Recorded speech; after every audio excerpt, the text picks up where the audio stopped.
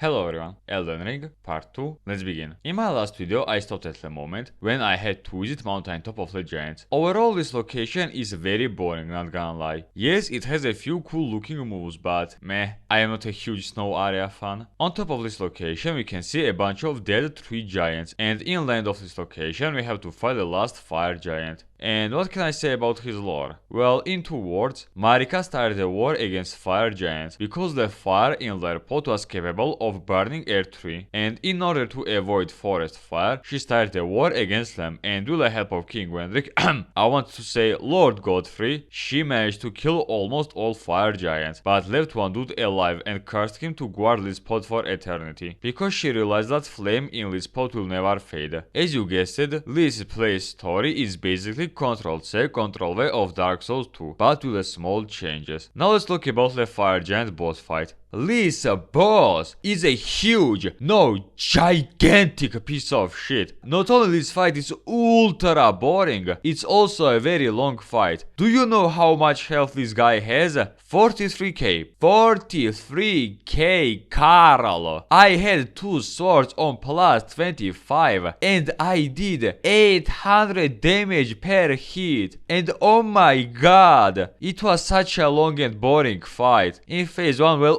okay, it's acceptable because he has a weak point and he takes extra damage there, but in second phase he will remove his weak point and will become a fire wizard. He will take less damage, will roll over and over, will spam fireballs, will breathe fire at you, will do this annoying move and many more, and half of the time you are just chasing him over and over. You might say, you are not supposed to fight him on your legs, you are supposed to fight him with your horse. Yeah, sure, fight him on a horse, what can go wrong? Also, let's talk a little bit about horse fights in this game. I absolutely despise fighting while being on this thing. It's just so annoying, because after 1 or 2 hits, your horse will disappear, you will fall on the ground, and you will take extra damage. And because of that, fighting bosses or mobs is extremely risky and almost unrewarding. After chasing him for a while and after doing almost no damage to this guy, I finally managed to kill him. If you have any problems against this dude, just use bleed katanas and put them inside his ass. Trust me, it's much more effective than fighting him with swords or with ultra great swords. The only good thing about him is his music. Other than that, he just sucks. After him you can ignite this spot, but I will do a bunch of side quests first. First of all, I decided to do Rani's questline. There are a few reasons for that. First of all, her quest allows you to get Tish's summon, which will be very useful in late game. Secondly, her quest allows you to visit Noxtella, in which there are bell bearings for spirit updates, and finally, there is an alien boss in the end. On my way to her, I had to fight Loretta's duplicate, which I and my body bullied very fast. After that, I meted Rani and did her quest, which is impossible to do without YouTube tutorials. Like, holy shit, this quest is just nuts. After killing this son of a bitch, parkour, and running simulation, I visit Noxtella, took loot that I needed, jumped blind, literally, and went in the most bullshit location of this game. A river full of scarlet rot which just won't allow you to explore this location. So I just decided to run forward. After that, I will lay in this coffin and will visit Nito. I want to say we'll visit Asel. Remember how I said that Radan stopped meteors full of aliens? Yeah, he's one of those aliens that fell on this planet a long time ago. And that's basically his entire story. Yeah, there is also a bit more lore about him, but I and many people don't really care about this guy. As a boss, Asel is ultra annoying, not gonna lie. Not only camera angles in this fight sucks booty, he also uses his teleport over and over. And many times you have to chase him over and over. But this time, he had a brain lax and refused to teleport more than once in this fight. He also has a meteor fall attack, gravity attack, and even a jump scare, but overall he's just meh at best. After him I meted Rani and decided to beat one tall lady. Now it's time to ignite a pot. In order to do that, Melina will sacrifice herself, and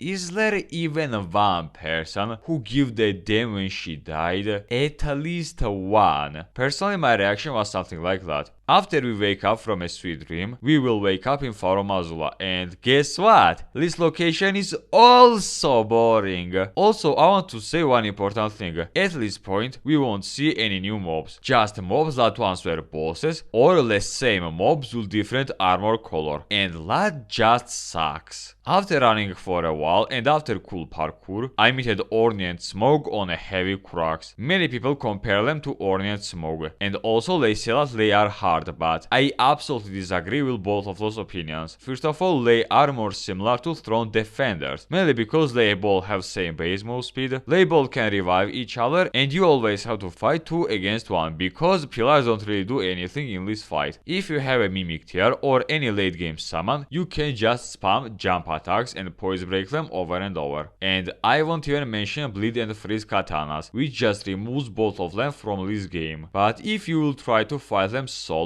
then good luck, because they are always next to each other, and also second phase fat guy's role is almost impossible to dodge. Before I went to fight Maliket, I decided to do Fiast questline, and just like Wild Rani, I used YouTube tutorials, and after a while I managed to complete Fiast questline. And you know what's the funniest thing about this? On my first playthrough, I didn't saw this guy. I swear I did this quest fully, but somehow I managed to miss this giant dead mermaid. I don't know how I didn't saw this guy, and please tell me I'm not the only one who is this blind. This is basically a living corpse of Godwin the Golden. His body is still alive, but because of Tisha and her girls, his soul is dead. Also, I have a few questions about him. First of all, why is he so big, and secondly, why his face can be found in another location? Before we talk to Fia, we have to beat a bunch of homeless simps, and after that we will fight this dragon, and oh my god, he is literally the same dragon that you will fight in Farum Azula. I will repeat this once again. He has the same model and attacks and animations as the first fucking dragon that you will fight in Farum Azula. But he has a dark skin and a deadly fart. Oh my god. Nice bosses from software, like amazing bosses. How many unique bosses are in this game? Remind me? 7 from 238. Yikes. Now it's time for Maliket. He is stepbrother of Queen Marika, and one day Marika decided to take out the Rune of Death from Elden Ring and gave him this rune and ordered him to guard it. She did that because unlike her, her children were demigods and weren't fully immortal. She thought that with this move she would save all her kids, but unfortunately a small amount of this rune was stolen from him by Black Knives. They killed Godwin the Golden, and after that Marika went nuts and destroyed Elden Ring. Maliket felt responsible for that and basically grafted this rune to his hand in order to not let anyone else steal this rune from him again. Maliket as a boss is very confusing, to be honest with you. His phase 1 is well annoying but acceptable. He will spam earthquake, will throw stone shotgun at you, a huge boulders. He is very mobile but he can be poise broken very easy. And then we have his second phase, and oh boy! Imagine Champion Gandir but even faster. Yep, that's basically Maliket. Not only he is pushing you almost non-stop, most of his hits lowers your max health, and also it slowly burns your health. He also has mini wombo combos and jumps away almost non-stop. For this fight, I would recommend you to use a regular sword, because bleed katanas are just not effective against this guy, because he just won't let you proc bleed on him. Also, despite the fact that Tisha wrecks every single late game boss, don't use her in this fight. Not sure why, maybe it's lore accurate, but Maliket just destroys Tisha. If you fight solo, my advice will be to not play passive. You have to be aggressive. You have to push him over and over and stay next to him all time. If you won't do that, he will just kill you over and over. Also, as far as I know, he's the only Elden Ring boss who doesn't have these stupid slow-mo delay moves. If he swings, he hits, and he hits very hard. Not Not gonna lie, I got very lucky against him because in land he had a brain lags and refused to use his outplay buttons. I won't call Maliket hard, more like annoying. Like his moves literally scream, hey, parry my hits with indestructible block. Yes, I think that he was a cut content from Sekiro and was added in this game just like Malenia, because he is running at Sekiro's speed, while the main character of Elden Ring is slower and less mobile than Ashen one. After we kill him, main character will activate Rune of Death, and because of that we will bury Lendl. After that we will be changed by Sirgidon, who would jumped over and over. Oi, what a boss. Now it's time for Godfrey, left first Elden Lord. Basically he is Vendrick but with more happy ending. He was used in a war against giants, and after Marika got all she needed from him, she literally kicked him out of Lendl, and after a while he became left first tarnished. Now he returned to get Elden Ring and once again be the king of this place. As a boss he is just cool. His design, casting, his voice and his fight style just screams, this is a big dude and he will hit you really hard and will show you who is the boss of this gym. I honestly think that he is the only adequate late game boss. He does a reasonable amount of damage, is reasonably tanky, he doesn't push you 24/7. Yes, he has one dumb move, but overall I like this boss. We already saw his phase 1 in this fight, so there is not much to say about it. Well, besides his shockwave that will hit you in any place of this arena. And I don't really like that. I don't like that we already fought his phase 1 as a separate boss. This is just an insult toward the player. Okay once, okay twice, but 7 fucking time. And I am talking about all remembrances bosses. If you count all reskin bosses, yikes, just yikes. After he loses half of his health, he will,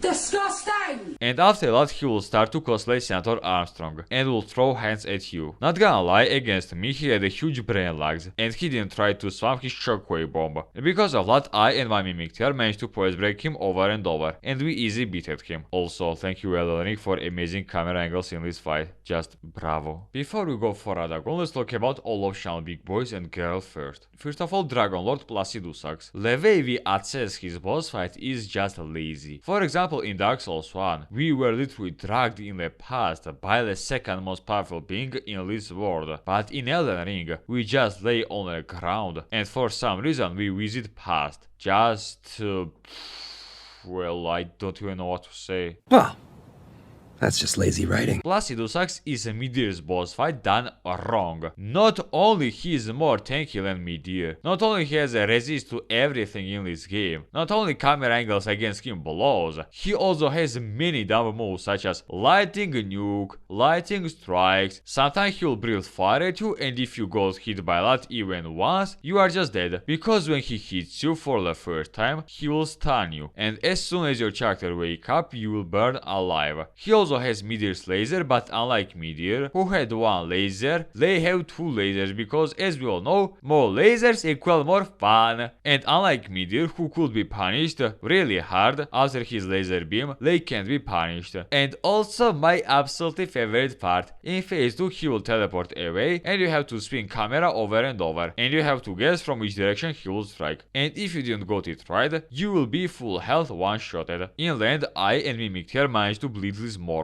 until he died, but I did enjoy this fight even for a bit. After him I decided to visit Morg and beat his old ass. In order to visit him, you have to run a fucking marathon or do White Mask questline, which is 10 times more easy to do. Morg is a very strange dude. He had a huge boner towards his cousin Michaela and wanted to spend more private time with him. Both Michaela and Malenia were born with disease. One was in a child's body his entire life and the other rotted from the inside. Michaela wanted to cure himself and his sister and connected himself to one tree, but while Malenia was busy with Radan, Morg stole his body and started to conduct experiments on him in order to wake him up and do a few sassy things, but in land he failed. But we'll get more info about him in Shadow of Her 3 DLC.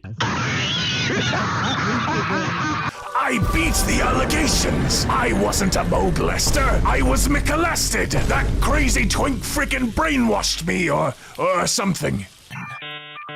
Suddenly I'm not so bad, right? I also could talk about the fact that Mog is twin pro of Morgoth and that he embraced his curse, but let's be honest, no one gives a damn about that. Let's talk about his gameplay. I know that many people are jerking themselves when they see Mog and praise him and call him the best boss in this game, oh my god, 10 out of 10 game, I'm coming. But I disagree with that opinion very hard. In my opinion, he's just an annoying piece of shit. Not only he has a lot of health, once he loses half of his health, he will put some bloody rings on you, which will drain your health, while heal him. And the only way to counter this move is to do one random NPC quest, or find a random church and get this bubble. And... oh my god. This is such a dumb move. Oh my god. No, I don't want a guide about where is this item hidden, but this is the same as if amulet that protects you from Manus magic was in Blighttown. Holy shit, is that really that hard to drop this item in the same location with Mog? Not to mention his chains, which are in no comments. In his phase 2 he will start to fly and will spam you with some bloody magic splashes. And just like Lady Maria from Bloodborne, every single his move will have some bloody splashes that will micro-stun you. And also on the ground there will be bloody fire everywhere. And because of that it will be hard to move in this area, which I remind you is a very small arena. A few times I tried to fight him on my own, and this was the fight in which I realized that 2 swords will elemental damage without OP Ashes of War are a useless pieces of shit. In the end I say that I am done, summoned Mimiktiar and whooped this shit from his old ass. After that I decided to visit Malenia, and oh boy, the road to her is just nuts. Write that down, trust me. First of all, you have to visit 2 places in order to get 1 item. In one of these locations, beat this commander and his boys, then pass a snow arena, which is literally a frigid outskirts, but instead of snow horses we have electro balls, which will full HP one-shot you because of this dumb horse. Then in a place full of invisible black knives and snipers with miniguns that do unreasonable amount of damage, light up these tattoos, after that you will be teleported in this place, which looks cool, but again, there is nothing new here, just mobs that you saw many times and mobs that once were bosses. Then once again fight Loretta, then you have to run away from Malenia's girls, Soldier of Godrix and Lendel Knights but with different armor color. Then run through a Scarlet Road Swamp arena once again, and finally meet Malenia. I already told about her lore, but I will add a few things. She is the daughter of Marika and Radagon, and because of that she was born with Scarlet Rot inside her. But despite that, and despite her being blind, and while her one hand and leg are prosthetic tools, she became a very powerful warrior who never lost a single battle. When she was busy with Radan, Morg stole her brawler, but she didn't know about that, and waited for his awakening for a long time. But now she'll face us. And what can I say about her? Oh my lord, Queen, this is such a dumb and brain-dead boss that was created by absolute degenerate monkeys who are forced to work all day without paycheck. There are people who call Malenia underrated or a good and balanced boss, and I managed to find a video about them when they see a woman. You're fucking pathetic. Oh no, goddess. You're humiliating. Yes, goddess. Perhaps I treated you too harshly. Yeah, compared to most DLC bosses, Malenia is 10 out of 10 balanced and fun boss. Okay, let's talk objectively. She has 33k health, which makes her a very tanky boss. For example, Nameless King had only 12k. Every single her hit regains her health by 400. She has a few really strong moves that hit really hard, but they are pretty easy to dodge. And then we have this move that does unreasonable amount of damage, and you have almost no chance to survive this move. Also, you can block this move with your shield. Yeah, you can try to block it during waterfall, but if you do that, she will just full hell heal. Just bravo from software. Just amazing. Before you say that all bosses have one strong move, hear me out. Remove laser from Midir. Remove fireballs from Reime. Remove Phoenix from all. That will change absolutely nothing. They will still boop the shit out of you. But Malenia without this move can't do anything. thing. Like imagine if Pim had 30k health and then nuke. Or Asel Demon made a huge earthquake with each of his move.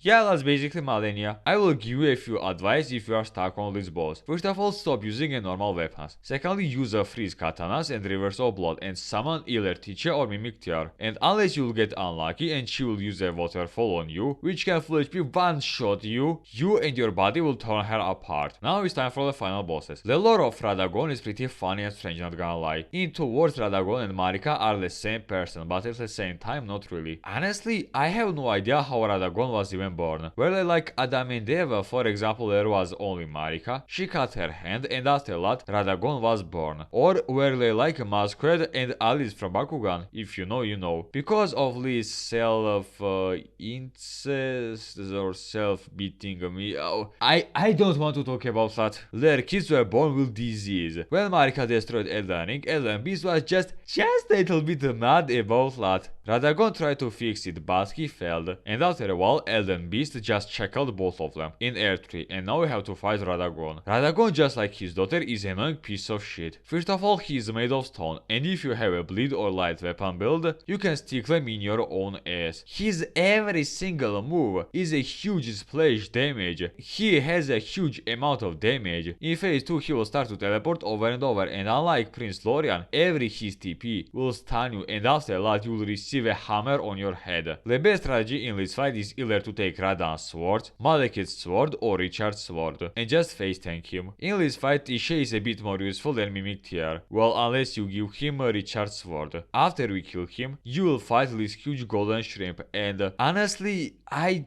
don't know what this dude's lore is, and I don't even care about this guy, okay? I just don't give a single damn about this guy. Wanna know why? Well, because he is super annoying boss. Oh my god. 90% of this boss fight is you chasing him over and over, and as soon as you catch him, he'll run away and you once again have to run towards him. Just wow, what a gameplay. What an intense gameplay. Oh my god, I'm about to come. What a gameplay. Holy shit, Mikolaj from Bloodborne is not that annoying, I swear. And if he is not running away from you, he is spamming you with his magic attacks, which forces you to run in a circles. Also, he has a lot of health and has either resist or immune to every damage type besides physical damage. In this fight, use Tisha's summon and her dagger because Destin Death does the percent max health through damage, and also it reduces his max health for a while. In land, I managed to poise break him, and Tisha just melted his health with her Age of War. After that, you can choose the ending you want. Personally, I decided to be for Arndol's Sim for Eternity, and that's how this game ended. What can I say about it? Well, this game is just okay. I have a full videos in which I am talking about Elden Ring's problems. Link will be in the description. But overall, this game is a very overrated and is just a fun and okay game. Nothing more, nothing less. And yes, this game is nowhere close to Bloodborne or any Dark Souls games. Not even slightly close. With this, I will say bye bye to you and I will see you next time.